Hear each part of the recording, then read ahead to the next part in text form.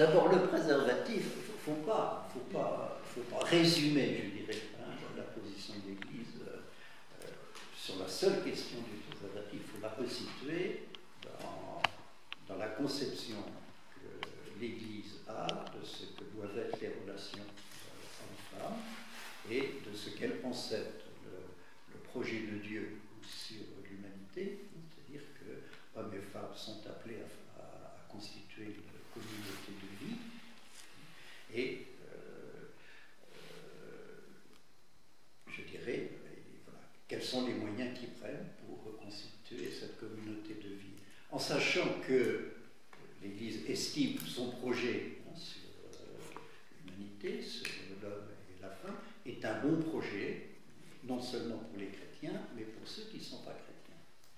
Mais le pape Benoît XVI lui-même, hein, dans le livre d'entretien qu'il avait accordé, dans lequel justement il évoquait aussi sa démission possible, hein, s'il n'avait pas la force, a dit, mais voilà, il y a des cas, hein, où l'exemple très précis que vous donnez, où l'utilisation du préservatif est nécessaire.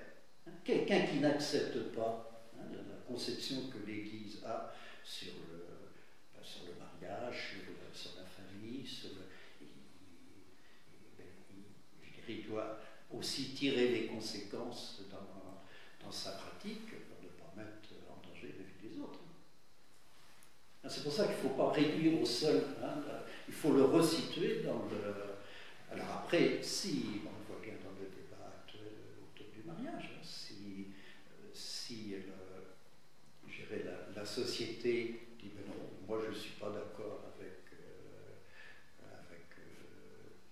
le projet d'humanité que présentent les chrétiens. Alors, les chrétiens, ils ont aussi à faire entendre leur voix. Mais après, c'est aux instances démocratiques de tirer les conséquences. On ne peut pas imposer, mais on dit, voilà, réfléchissez à deux fois, c'est peut-être pas si mal que ça ce qu'on propose.